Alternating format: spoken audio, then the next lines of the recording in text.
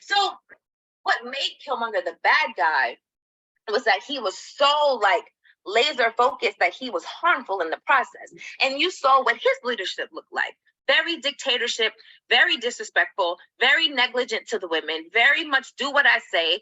I will put hands on you, woman, if I need to, because I said what I said. So we know what that male leadership looks like. And it didn't look anything like T'Challa's, right?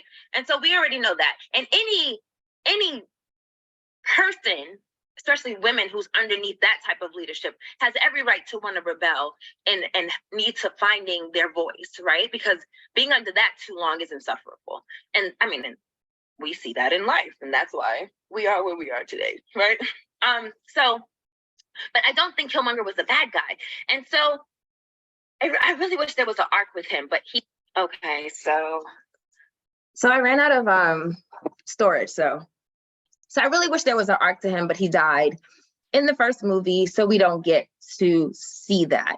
I bring up Killmonger to say this, that now when we see with Namora, because they changed his character in the comic book, has been changed in the movie, that he's someone too that's like, when I came on Earth to bury my mom who died when we were underwater creating our empire, I saw the oppression by the white conquistadors to my people, and I had to kill them all.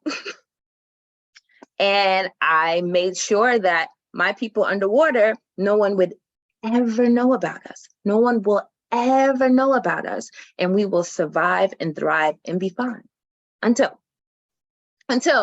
a brilliant person created a machine that can detect vibranium anywhere in the world. And that is what we saw. We saw this machine being utilized, and in its utilization, we're introduced to these new characters that are basically killing the people that have found access to this vibranium.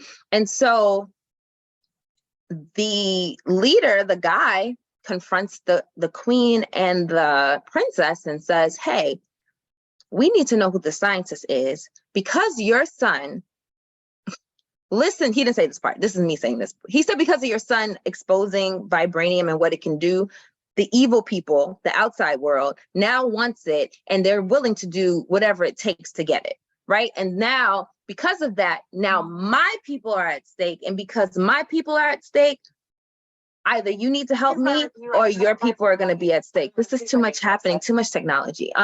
Your people are going to be at stake. So you need to align with me. You need to find who the scientist is, bring him to me so I can kill him. Make sure that he's really, really gone, so that he doesn't make this machine again and put my people at risk. Okay, who is this brilliant person that was hired by the government? A little Black girl that went to MIT. I have, once again, people, and I have to say this because people get so riled up. I'm like, we just get riled up over it. I used to be one of those people that get riled up, so I get it. Who was it? A little Black girl at MIT. MIT, one of the best places in the world to go to for neuro and IT, all that stuff, whatever. My cousin went there. Shout out to my cousin. He got his doctorate from MIT, and he's a Black guy with locks. Okay, so representation matters, right? You saw how excited I got to say that my family member, a Black male with locks, chocolate, went to MIT to get his PhD while he was also getting his MD from Harvard, mind you. See that pride you get? So seeing that, they created this to be a urban speaking, and I say urban speak as in she had a particular dialect. I feel like urban dialect, hood dialect changes depending on where part of the nation you live in, and there's a particular dialect tone that you have. This is nothing negative. I'm not being politically correct or incorrect. That's what it is. She was from the hood. Her dad was a car mechanic. She had her father in her life, which I loved. She had her dad in her life, and he taught her about parts. She built her first machine at 3. I was exciting. But because I was craving so much of a man, I was really hoping it was a Black little boy. I was, y'all. I was like, oh, it's gonna be a Black little boy. Amen. And it was a girl. And I was like, all right. Holler at the sister. Yes, you know, and I mean that. I mean, I know, like, I'm a Black woman. I'm a natural Black woman. Like, if you knew my dad, I grew up in this. I bleed this all day, every day. That's why I don't need to do the most, because I know who I am. I know where I come from. I know my history. I get it, right? But I'm watching a movie and I want some men. I want some strong, powerful men. Can I pretend? Because we don't really have much out here. No offense, brothers, but we don't. Not that looks like T'Challa. And when I say look, I mean the character, the solidness, the peacefulness, the wisdom, the chill. We don't have a lot of them out here. So can I get it in my movie? So that's why I was like, where did the man at? Anywho, so she was there. So now we have the antagonist being a man of color that represents an indigenous group of people. Shout out to Ryan again for doing that, for showing this indigenous tribe, because as we all know it, in the history of the Americas, the indigenous folks were either annihilated through physical death or diseases. And some of them were left on reservations all by themselves, or they were just gone. Their cultures wiped out. They intermingled a lot with the white conquerors. And so some of the natural indigenousness kind of dissipated, and you still have a few tribes that hold on to it strong. And I would like to say, just shout out to a tribe, I forgot the tribe's name, please forgive me, a tribe in Arizona that I had the privilege and honor to speak with their young girls, where I co-facilitated with one of their leaders, who was a woman, and we both spoke to the young ladies about healthy and unhealthy relationships, and doing it in a way that was still respectful to the culture. That this is the culture you come from, and we're going to respect that, but let's also understand these other dynamics of coercion and things as such, right? An honor to be there. And I'm about to cry because they preserved their culture, but it's still so harmful that they were here first. They were here first. Okay, I'm about to start talking about something else. Anyway, so I was happy to see that representation on screen, but why he had to be the bad guy? He's not a bad guy. He has every right to want to protect his people. Now, the scientist was a Black little girl. So Wakanda was like, I'm sorry, you can't get this little girl. You're not going to get this little girl, and you're not going to kill her. Rightfully so. You're not going to kill this Black little girl. Cool. Can we have a conversation to say, we understand, Wakanda not as much, but we get it. We get it. Wanting to preserve what we have and protect our own. We get it. How can we form an alliance and then fight the other folks? Because as we saw in the beginning of the movie, the French folks was already trying to plan a preemptive strike against one of the outreach Wakandian teams in Mali. And we're willing to take them out to steal their vibranium.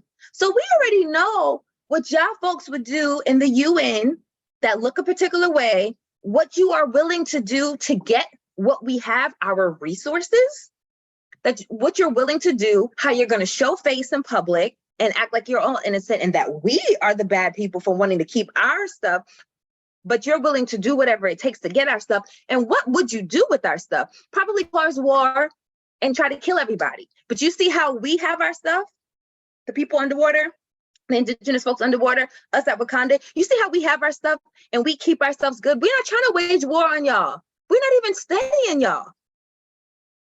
But we know what you would do if you had what we had. And in real life, we already know what that looks like. Look at the continent of Africa. Look at America. Where the native folks at? Where they at? They're on reservations. Like, why are they? This is their land. This is their land. Go to the continent of Africa. Yes, West Africa, Nigeria. Yay, Niger, Nollywood. Ghana's doing their thing. You know, South Africa's, there's countries, right? Countries that are, but overall, the continent of Africa is not as glorious as it could have been, as it was, because of the raping and pilgrimaging. I'm just using all types of words now. So if it's wrong, forgive me. I hope y'all get the spirit of what I'm trying to say. It was just raped. Our land was raped. People were stolen, whatever. So I just hated the fact that I'm seeing two indigenous groups of people indigenous folks of Africa, indigenous folks of the Mayan land fight against each other. It just was disappointing to me. And I was like, no, this is not okay. It would have been different if there was a misunderstanding in the beginning, because there was a point where Shuri was taken. She was like, you can't steal the scientist. Take me instead. So they took both of them. We're taking the scientist and we're taking Princess Shuri. We're going to go underwater. And while underwater, Shuri, the princess with nobility, they made her, y'all. The native folks is like, down here, we respect royalty and nobility. We made you a garment that's fit for nobility of how we do it down here. We're not trying to hurt you. But we want you to understand where we're coming from and look at what we're doing. We made you clothing. We're going to bring you food to eat. And then she met with the leader, the guy, Namora, you're messing up this man's name, Namor, man without love, child without love, or what they said. And they had a conversation. He was like, let me show you my kingdom. And while he was showing her the kingdom, I was like, this is basically their Wakanda, underwater.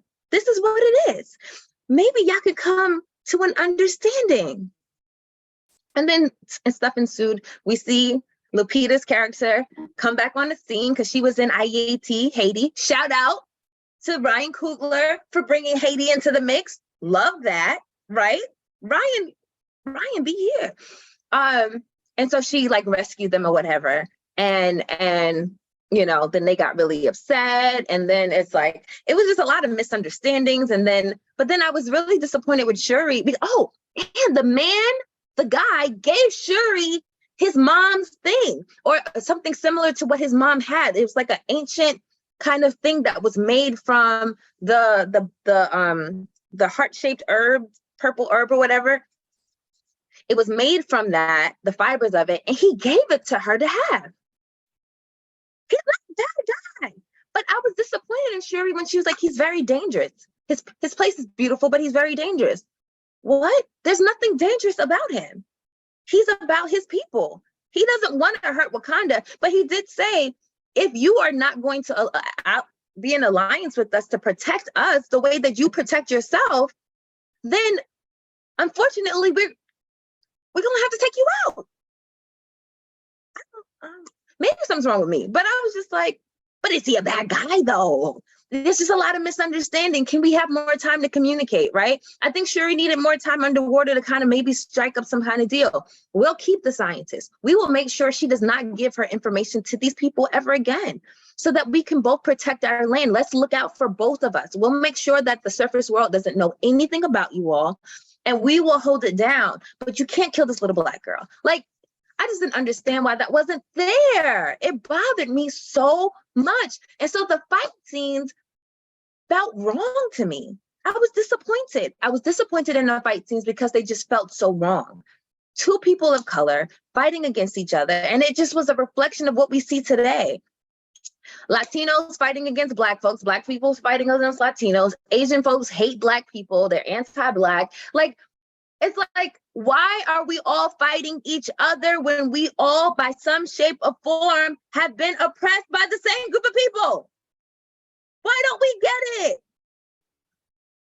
And so watching this, I'm like, in this make pretend world, can we at least re-envision what it looks like to have allyship where we can actually trust and understand each other and see the similarities of one another, respect one another, and then come together to fight the actual evils which would oppress and kill us at any chance they get? No, we can't do that.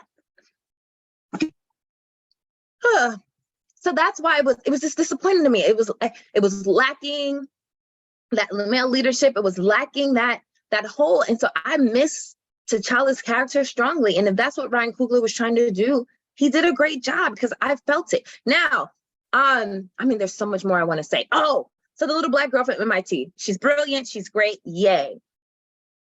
One thing I don't like when people try to do is when you try too hard to recreate things that don't need to be recreated. Tony Stark's Iron Man is my favorite character of all of Marvel. Favorite, period, of all of Marvel. Comic books, movies, he's my favorite in his full arrogant glory. He's my favorite. He had the biggest arc. And this is my point about Killmonger, even with Tony Stark's arc of being a better person and understanding, he was still arrogant. He was still Tony Stark. And so Killmonger could have been kept alive, but he didn't. And I mean, that's true. T'Challa did offer to keep him alive. And he was like, nah, I'd rather die. But then M'Baku, what I was saying about M'Baku can still be M'Baku and still be a protector of the queen and Shuri, still be an advisor, still be there for these women, but still be himself. And I felt like they kind of, I don't know, like pacified him, domesticated him. And I was like, he didn't need to be domesticated. All that verve we need, keep it. He's now on our side. We're good. We're unified. And so Tony Stark's huge character arc from the very beginning to the end of his death, which took me out. Okay? I was messed up when Iron Man died. Messed up. T'Challa hits different because it was an actual man, an actor who had integrity and character. That was a melancholy that I still feel in my body. And maybe that was also happening in the movie where I just was like overcome with sadness that I had to numb myself a little bit, where I was just, I don't know. It was a lot of emotions happening for me when I was watching the movie. So maybe that's it too. But back into Marvel, Tony Stark's my favorite. Iron Man. So Iron Man is gone. This young lady created a suit. When she tried on her suit for the first time, when the police came in to find her, Shuri and Danielle's character, to kind of find her from MIT, the scientist, right? From MIT, when she put it on, I remember hearing one of the police officers says, "Oh my gosh, she has on an Iron Man suit." And I was just like, I hope we're not going here. I don't want a Black woman as Iron Man. I don't want an Iron Woman. I'm gonna be clear. I don't want a little Black girl, Black woman playing Iron Man or Iron Woman. I don't want it. Don't do it. And you know why it bothers me? Because there's like, if Pepper Potts was that, that's different. Why? Because she has a connection and relation to Tony that we all have come to see and know. He loved Pepper, loved and respected her, depended on her, gave all his stuff to her, then eventually married her and had a kid by her. You see what I'm saying? Like,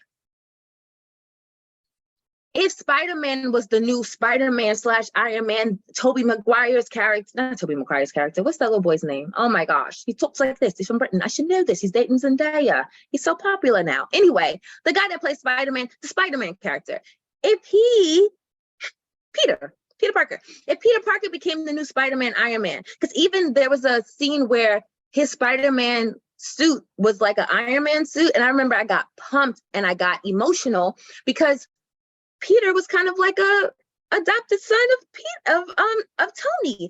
And so when you have these characters assuming the new role of Iron Man, that gets me geeked because it makes sense. This little Black girl, from what I know, has no connection to Tony Stark at all, unless we find out behind the scenes that she won a scholarship and she was, Tony was like mentoring her. And I mean, you can make those parallels, but I didn't see it. So I don't feel that connection. Therefore, it felt rude to me. I was actually offended that she created a new suit that was like the Iron Man suit. And I thought it was disrespectful to Iron Man and Tony Stark, to be quite honest. I didn't like it. I did not like it. I hated that. I literally sat there in every scene that she was in as in this suit, and it was supposed to be the yay scene. I was sitting there like, it just felt wrong. I was like, no. Like, could she have created something else? She could have created something else. And then Shuri's design for Danielle and the other little girl, this is rude, Danielle and the other woman from the warrior tribe that kind of separated and did their own thing. I hated the suits for them. Those suits were ugly. Maybe if they were red, like, why can't it just be the color of the rest of the warriors? Because if it was like red and fierce and it shows them on another level, maybe that would have done something to me, but they were blue. So they kind of represented the underwater people. Now we're going to do something with that because there is an allyship that did eventually form towards the end of the movie. I'm tracking. I'm picking up what you're putting down. But can it have red and blue and gold and infuse it so it represents Wakanda in them? If that's where we're going. If not, should have just been red, black, and gold. that is Danielle's color. Keep her in her colors, please. I just didn't like that choice. I didn't like the costumes. I agree with Danielle when she was like, this thing is ugly. I was like, it is. Can we at least change the color? So yeah, that bothered me too with this whole Iron Man thing. And I was just like, no, don't do that. Don't do that. So I hated that. So that part I hated. And I'm all over the place with this review, but it is what it is. It was just frustrating to me, y'all. It was just frustrating to me. There was I'm gonna get to the parts that I love. I just need to get this stuff out of my system. There was a part where Killmonger came back, y'all. Okay, that's why I was mentioning him earlier. So Killmonger came back, and I didn't like the way they used Michael B. Jordan. Now, when he came back, I was like, yes! Like, I got excited. I was like, okay, there's some excitement in this movie. And Killmonger came back because Shuri was able to another thing. So remember I talked about the beads that Namor gave the Shuri when she was down in the underwater place, and he had her visit his whole empire, and he gave this gift to her. Well, it was made from the thing. So Shuri was able to take the fibers of the thing, do her little, not her little, I know little sounds so rude, but she was able to do her science thing and create and recreate in her brother's DNA, T'Challa's DNA, and was finally able to create a synthetic version of the herb, and then was able to mash it up and drink it, and then she then became the Black Panther. Now, I'm going to get into what I loved about her becoming the Black Panther and how it was done. Not love, but appreciated. But before that, so when she went to the ancestral field, she was, everyone thought she was going to see Angela Bassett. Angela Bassett died, y'all. Oh, gosh. When Angela Bassett died, I was like, this is too much. I'm over it. Like, I had no tears, no emotions. I was like, this is too much loss for me. This is too much loss. I was like, this feels too much like real life, where somebody's family is just taken away from them. Like, it was too much for me. I was like, y'all killed Angela Bassett, the queen too? But because of the very end of the movie, it may work out. It may just work out if Ryan Coogler takes it here. So so she makes it, whatever. She goes to the field. She doesn't see her mother. Oh, who killed Angela Bassett? Who killed the queen? The guy killed her, I guess, because it was at the end where he was like, the queen is dead now. Now you're queen. What are you going to do about it? That's what he said to Shuri. And Shuri was filled with so much anger. And that's what led her to do what she did to eventually become the Black Panther, so then she can then kill him. And I was just like, I get it. And I'm like, but did he like kill her? Like, I don't know. I did appreciate that the death scene wasn't brutal. She drowned saving the little Black girl from MIT. That's what happened. He threw like water bombs where she was staying with where the queen was protecting the scientist, the little girl from MIT, and they were there by themselves. And then he came and he tried to attack. He couldn't. So he threw water bombs, and the water bombs sucked them under, and the little girl lost consciousness. And so the queen went to save her. And in her saving the little girl, she drowned, and they couldn't revive her, but they were able to revive the little girl from MIT.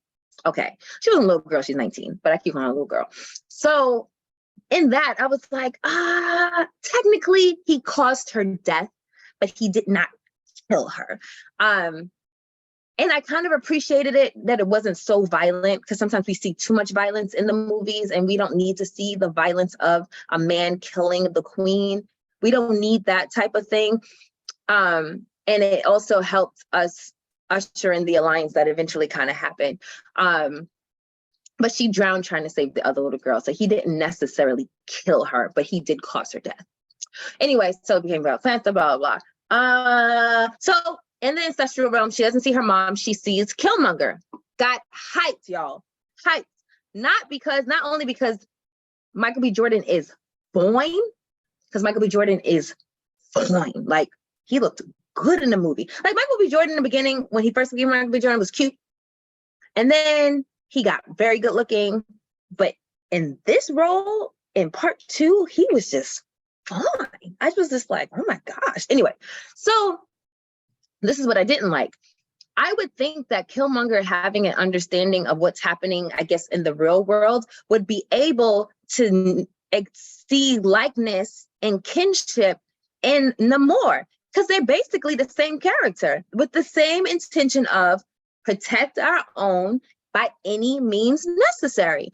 And so I was surprised that he didn't talk to Shuri and say, hey, I know you're upset at this dude. And I know because he caused the death of your mom, my auntie. Hey, cuz. I understand that. But he's about the people. Shuri, what does it look like to use all that anger, all that aggression, all that everything,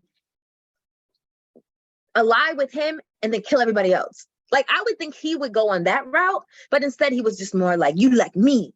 Your brother was noble. Your mom was this. But me, I took mine. And I was just like, this Killmonger in part 2 seemed like a caricature of Killmonger in part 1.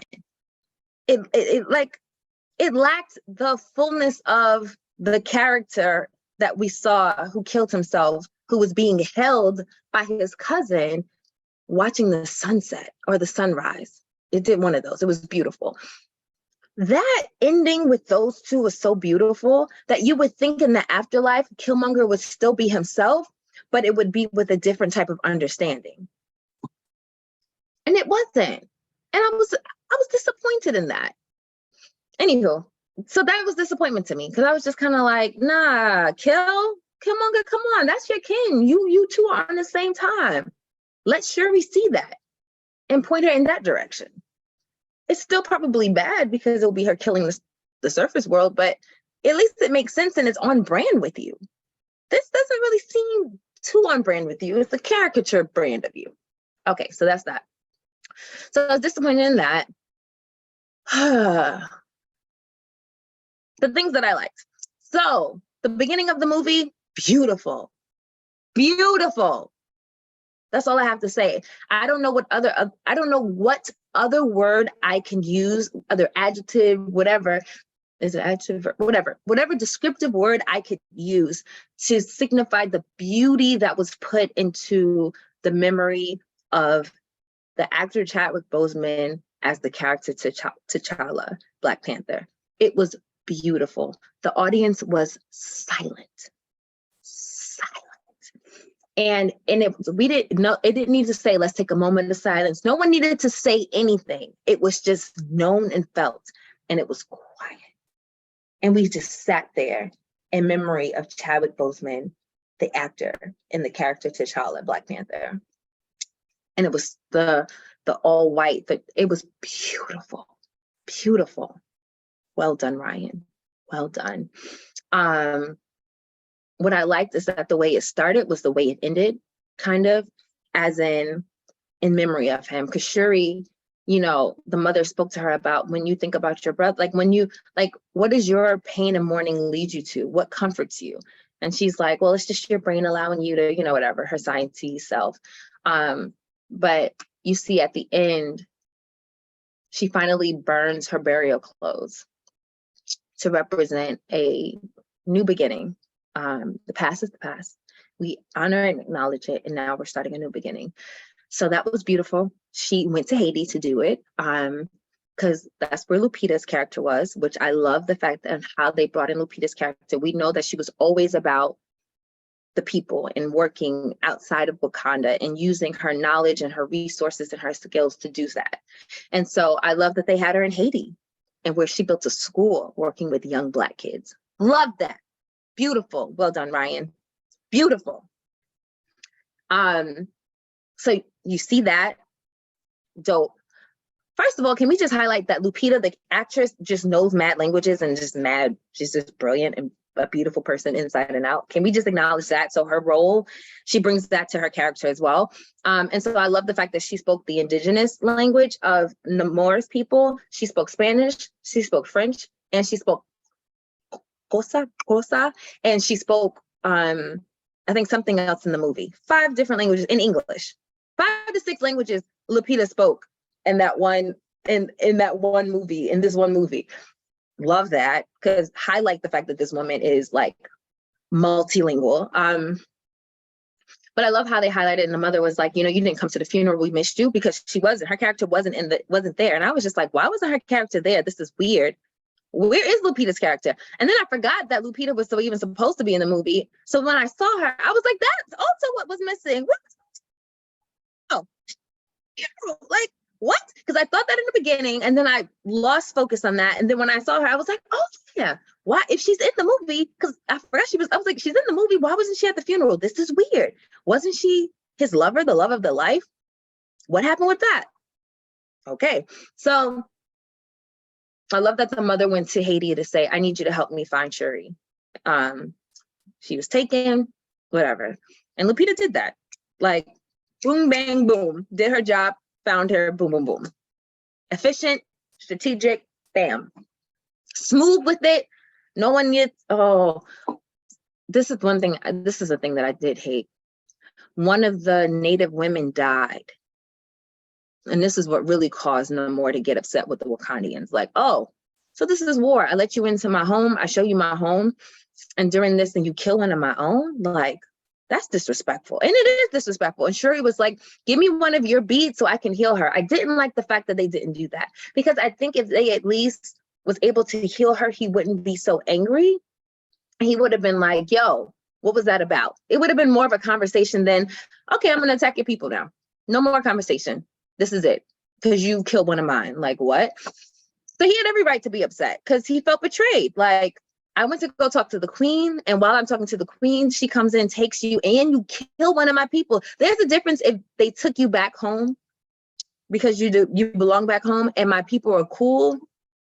Maybe we could have worked something out, but you killed one of mine. So now I'm coming for yours. That's fair. And I didn't like the fact that Lupita's character didn't just allow her to put the daggone Komodo beads in the girl, stabilize her so that she could live.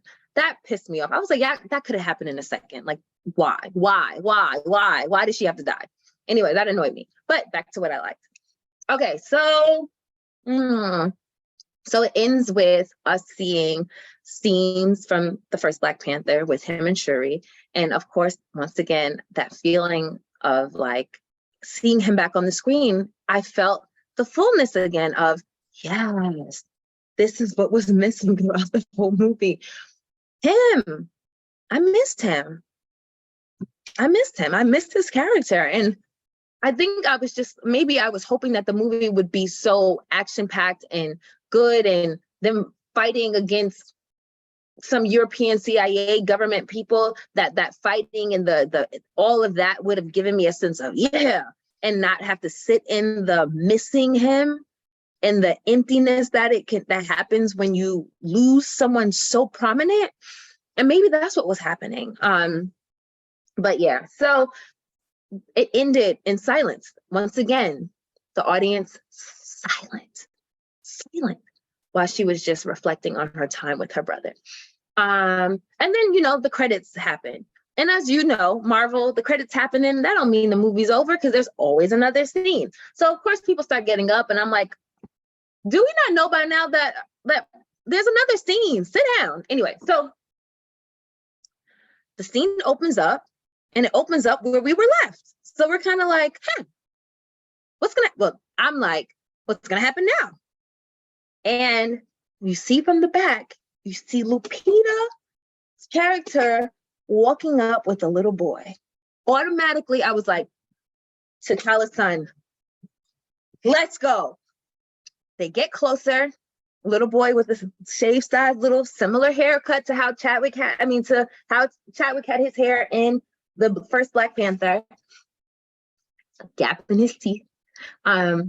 Dimple, like Chadwick. And Lupita comes up and she's like, this is Shuri. Remember I told you about Shuri? Remember I told you about Wakanda, whatever?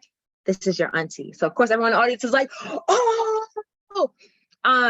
And he was like, hello. And she was like, hi, what's your name? He goes, my name is Toussaint. Shout out to naming that little boy Toussaint. Because if y'all don't know, Toussaint is a wink at Toussaint Louverture. I hope I said his name right. Don't laugh at me, my fellow Haitians. I'm not Haitian, but to my Haitians, Toussaint Louverture, who led the revolution of Haiti freeing themselves from France's rule. Haiti is the first if not only, Black Caribbean island country that was able to liberate themselves on their own with no assistance. And because the powers that be, not God, but the powers that be on this earthly plane is such haters and hated the fact that these Black folks was able to outwit them and push them out, Haiti has been suffering from that ever since then. So, yeah. So I thought that was dope that they named him that. So I was like, love these little bites. But then he looked at his mom and he looked at his aunt and he was like, I heard you were good at secrets. And she's like, I'm known to keep a secret too. I'm pretty good at keeping secrets. And he was like, Toussaint is my Haitian name. And she was like, and then the like, Mbalu, like, what is your name? He says, I am Prince T'Challa, son of King T'Challa of Wakanda. Girl, boy, whoever's watching it, I was like, yes! And it was right there. And then he turned and smiled. And that's when you saw the dimple and you saw a little gap in his tooth or whatever. And you saw Shuri like tearing and she goes, and then you see the mom and then they explain it too, explain like why we didn't come to the funeral. We didn't come to the funeral because we didn't want him to be a part of the pressure of what it means for him to become the new king. The ending of the movie made the whole movie. If that movie did not end that way, I would have been messed up. I would have been like, I'm never seeing a Black Panther movie again. I mean, I probably would still see it just to support, but that ending made up for everything. The beginning of the movie, the end of the movie with the showing homage to Chadwick Boseman and his character T'Challa, Black Panther. Beautiful, beautiful bookends. And then that extra scene where you see his seed, his legacy. I was like, thank you. Thank you. We had a male heir raised by a healthy woman who loved a man, who loved his father. He got to know his father. He knew his father in his 6 years of, the child was 7, 5, 6. In his 6 years of life, he got to know his father. His father prepared him for his death, so he was able to understand what was going on. There was no anger, no resentment in that little boy. He's just a healthy little Black boy full of joy, living in a Black country with his mama who speaks all these languages. It's beautiful. And so the explanation of why she wasn't at the funeral made sense. Okay, this makes sense. And that we have a new Black Panther. And this is another thing I liked about Ryan Coogler, that the movie wasn't like, oh, we need a Black Panther. Shuri, you're the princess, you be the Black Panther. She only became the Black Panther because she had to. Almost to the point where it's like, we need something to fight back. I'm going to have to be the Black Panther. So I appreciated that. I appreciated that it wasn't I'm just going to do it just to do it. It was, I feel like I have to at this point to defend my people because I'm pissed off and everything was taken away from me. So I appreciated that. So kudos, Ryan. But I also appreciated the fact that, no, we're still going to have a Black Panther and a king. And that is none other than the best king that Wakanda ever had, the best superhero that we've ever seen, the best Black superhero that we've ever seen, T'Challa's son. And I was like, that made the movie for me. And I was so excited. So this is when I said, well, what about the Angela Bassett when I said the queen? And I was like, okay, if they're going to, in the part 3, speed up time, Angela Bassett's character would have gotten really, really old by that time anyway. So her already kind of passing the way she did allows for that time jump to not really impact with the ages of character. Because as you know, Black don't crack. People still think I'm like the oldest 28, the youngest 23, depending on the day. I'm 37, right? And so that time jump can still happen with most of our characters basically looking the same. And then this little boy being 19, 20, 21 to then finally take on the throne as king and be Black Panther. And that jump can happen and we don't have to worry about some of the other older characters. Maybe their kids would take, you know what I mean? Like the prominent characters. So that to me, I was like, Another thing, we already have another powerful Black superhero who was also considered deity and a queen and a god to her people in Africa. Do you remember who that is? Storm. In the comic books, Storm and T'Challa, they had an off and on fling. They had a thing going on. That didn't happen. That's cool. But what if Storm and T'Challa's son, T'Challa Jr., the new Black Panther, were to connect? So now we still have Lupita's character, we still have Danielle's character, we still have Letitia's character, we still have M'Baku. Hopefully Daniel, I can't say your last name, please forgive me. Daniel's character, the guy from Get Out, maybe he'll be reinstated after his banishment of going against T'Challa in part 1. Maybe he'll come back, and then we can have Storm, and like, can we kind of get back to like the comic book, but still envision it the way Ryan did? So I'm just saying, like, now we can go so many places with it. Now we can have a Storm and we can have Lupita, and it doesn't have to be like an either or, because Lupita's character also had something with with T'Challa, but I think she like portrayed him in the comics as a spy. I don't know. That situation was kind of weird. I'm not heavy on comic books. I'm more so lean on my comic book geeks to kind of inform me. I kind of dibbled and dabbled with comic books more so for X-Men, because I was a big X-Men fan. And so I think that would be dope. That would be super dope. So with all that stated, the Black Panther movie was good. I was just disappointed. I missed the testosterone. I missed the healthy testosterone. I missed the male leadership. I missed Chadwick Boseman, his character. I missed him. And it was a big gaping hole. And I guess it would have been rude to insert any other male, but I just wish that M'Baku was just a little bit more. I was just missing that. And maybe that is the commentary that Ryan is trying to make, that without our strong leaders of integrity of our Black men, our women are put in a position to fight on our own. And there's still a mourning, and it's still a missing. We still miss this thing that we need, and not need in the sense of Wakanda's going to go to crap. No, Wakanda's still thriving. Wakanda is still good, but it's the need in the sense of there's just that other thing that just makes it balanced. And I miss the balance. I miss Chadwick Boseman's character, and I miss the balance, a healthy balance of masculine and feminine in the movie. And it made me sad. One more thing. There wasn't Shuri as Black Panther almost killed Namor. She almost killed him. And she's like, you need to yield, and we can work on an alliance where we both can take care of people. Wakanda will make sure nobody ever finds out about what's happening down there, as long as you all promise not to attack us. And so they created like this alliance, and then the fight kind of stopped between the two, and whatever. That felt a little anticlimactic to me.